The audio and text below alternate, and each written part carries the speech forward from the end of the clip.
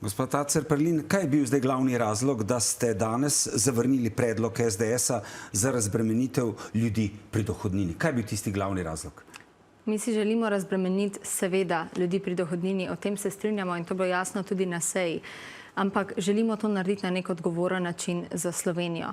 In božičnica, ki veste, da jo predlaga vlada, je v bistvu 5-krat manj obremenjujoča samo v prvem letu za proračun, medtem ko se ta predlog SDS-a je pač dejansko eksponentno raste. Torej za naslednje leto več kot pol milijarde v bistvu manjko proračun, potem pa se ta številka še narašča, ker se olajšava dviga.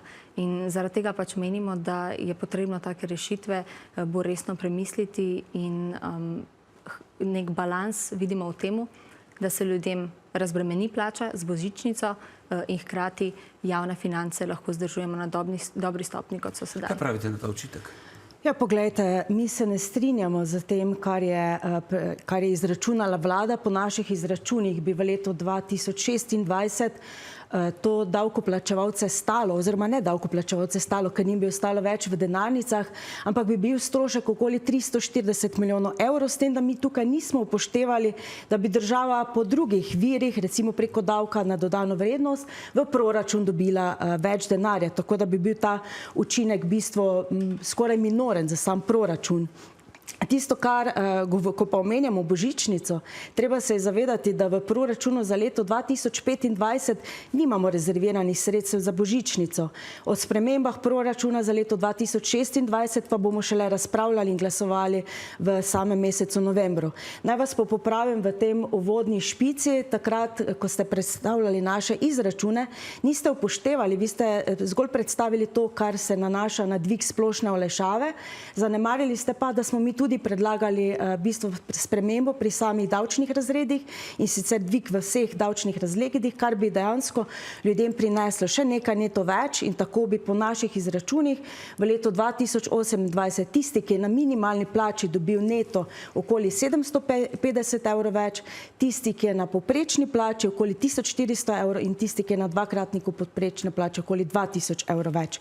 Torej naši izračuni verjamem, da so realni in tudi dejansko niso za proračun obremenjujoči. To, kar pa predlagajo z božičnico, pa poglejte se, o tem smo že imeli veliko razprav, pa očitno jih bomo še imeli, je pa na eni strani seveda vsi se strinjamo, božičnica absolutno da, težavo imamo s tem, da bi ta bila obvezna. Tista podjetja, ki jo že danes lahko izplačujejo, jo zaposlenim izplačujejo večinoma v bistveno višjih zneskih, imamo pa del gospodarstva, za kateri del bi pa seveda to predstavljal velik izziv oziroma tudi težavo, tako da nekako ne moremo pristati na to dikcijo, da mora biti obvezna za vse. In kot že rečeno, če jih toliko skrbi sam proračun, v letu 2025 niso zagotovljena sredstva za izplačilo božičnice. Kaj pravite na te argumente? Vprašanje je zdaj, kdo dela izračune. Vlada je jasno povedala danes na seji, da oni delajo izračune s pomočjo simulatorja Mednarodnega denarnega sklada in ta predvideva, da SDS-ovi predlogi v tej noveli v bistvu pripeljejo do 650 milijonske luknje, ne 340, kot govorijo. So pa imeli na seji tudi vabljenega gospoda Simiča, ki vemo, da je blizu SDS in on je tam v bistvu dejansko povedal, kako bi to luknjo zakrpali. Povedal je z dvigom DDV. In mi mislimo, da to ni pravi in ni razvojni način, da se Slovenija pač da gre naprej, zato ker DDV je eden izmed najbolj nepoštenih davkov. Vemo, da vsi plačamo enako, ne glede na to, kakšen dohodek imamo in značilnost je, da države, ki so manj razvite, večino svojih davkov poberajo prek DDV-ja. Mi pa vidimo Slovenijo na eni drugi poti. Ravno za tega se strinjamo z razbremenitvijo premoženja, ne premoženja, razbremenitvijo dohodnine, pač prihodkov in to je potrebno narediti z neko uravnoteženostjo ravno pri obdavčitvi premoženja. Nažalost nam to ni uspelo v tem mandatu, ampak je zaveza, da bomo to storili naprej. Zdaj se pripravljajo podlage in to mora biti ena izmed prvih potez. Poglejte, tisto, kaj vidi gospod Simič, ni niti najmanj mnenje Slovenske demokratske stranke. Mi absolutno nasprotujemo vsakim novim davčnim obremenitvam za razliko Golobove vlade. To ni edini davek oziroma ni edini ukrep, ki ga je razveljavila, namreč dvig splošne olajšave prejšnje vlade v samem začetku njihovega mandata. Nenazadnje njihov koalicijski partner, Socialni demokrati, predsednik njihov, tudi dejal, da je to bil eden izmed ukrepov, s katerimi v bistvu razveljavitev, katere tudi sam obžaluje, ker se je dejansko izkazalo, da je to za gospodarstvo in ne nazadnje za ljudi to zelo slabo, ker jim neto v denarnicah ostane manj. In samo s tem ukrepom, ko so razveljavili naš prejšnji zakon, so v bistvu nekomu za minimalno plačo že odvzeli 2100 evrov, nekomu s povprečno plačo pa kar 3600 evrov. Da ne govorim še o drugih davčnih spremembah, ki so jih na plačo še obremenili, obvezni zdravstveni prispevek za dolgotrajno oskrbo in še številne druge dodatne obremenitve gospodarstva. Lejte, kaj bi bilo, če bi bilo? Mi smo prevzeli vlado v enem zelo nesigurnem času, ki se ga morda zdaj niti več ne spominjamo. Javne finance so bile izredno ogrožene. In ena izmed zavez, ki smo jo dali in izpolnjevali, je, da bomo spoštovali fiskalno pravilo in takoj od leta 2022 je bil manko v proračunu v okviru tistih 3%, ki jih predvidevamo v okviru evropskih pravil. In zagrizli smo v kisla jabolka. To je včasih morda težko skomunicirati, je pa to odgovorna poteza državljank in državljanov. Nismo sprejeli zakon za kljukico o dolgotrajni oskrbi, brez da bi zagotovili financiranje, ampak ja, tak nov, velik državni sistem, ki ga potrebujemo, o tem je soglasje, je treba financirati. In zagotovili smo financiranje za to, kar je pa ključno, je pa, da vemo, da nismo nezmotljivi. In zato smo stalno v stiku s terenom, zato smo že večkrat novelirali tudi zakon o dolgotrajni oskrbi, da res, kar se da dobro odgovarja na potrebe ljudi. Ena izmed teh sprememb, recimo, je bila, da upokojenci lahko opravljajo zdaj to funkcijo oskrbovalca družinskega člana. Tako da ja, dolgotrajna oskrba, ukinitev dopolnilnega zdravstvenega zavarovanja, to so bila tista vprašanja, na katerih so se lomile vlade pred našo. Mi pa smo vzeli te teme resno in smo nekaj naredili. Velikokrat smo se verjetno tudi zmotili, ampak ključno je, da delamo. Tisti, ki se boji grešiti, se boji tudi delati. In mi nismo to. Poglejte, z 1.7.2025 so začeli od plač odtegovati in tudi od pokojnin, tudi kmetom za dolgotrajno oskrbo prispevek, za storitev, ki se v bistvu sploh še ne izvaja. Torej, ljudje plačuje za nekaj, kar se v Sloveniji še sploh ne izvaja. Skrbijo jih javne finance, pa so naredili dvig plač v javnem sektorju, ki nas bo stal 1,2 milijardi evrov. Ko pogledamo razne infrastrukturne projekte, imamo aneks na aneks, tudi tam jih ne skrbijo javne finance. Tukaj, ko pa govorimo o 340 milijonih, da bi dejansko razbremenili plače in bi vsakemu zaposlenemu neto v denarnici ostalo več, tukaj so pa zdaj kar naenkrat problem javne finance. Da ne govorim o tem, da so samo v 9 mesecih letošnjega leta naredili luknjo v proračunu za skoraj 1 milijardo evrov.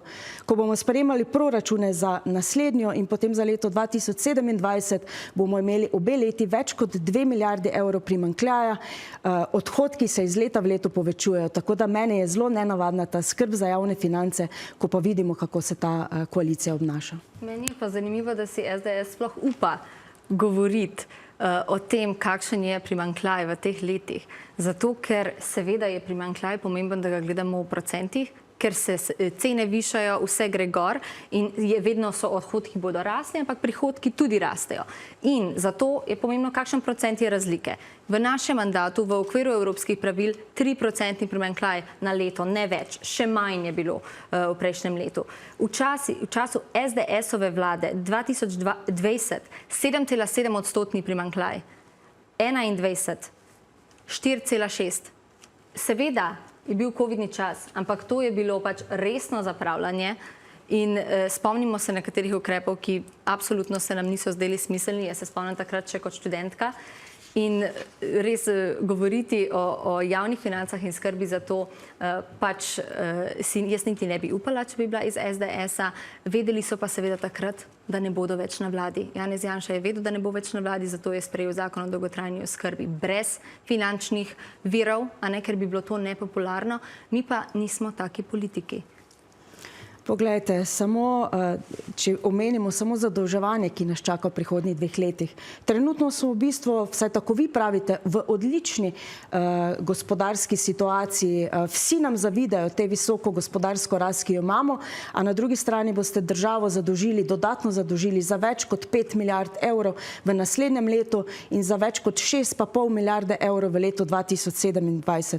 Meni se to enostavno ne zdi odgovorna fiskalna politika in na nek način želite čim več jemati od državljanom, obžalujete to, da določene davke niste uspeli uvesti, kot je recimo nepremičninski davek, ko se pa gre dejansko razbremenitev plač, kar moramo vedeti, da popolnoma vse inštitucije, vsi kazalci kažejo na to, da so v Sloveniji plače bistveno preveč obdavčene.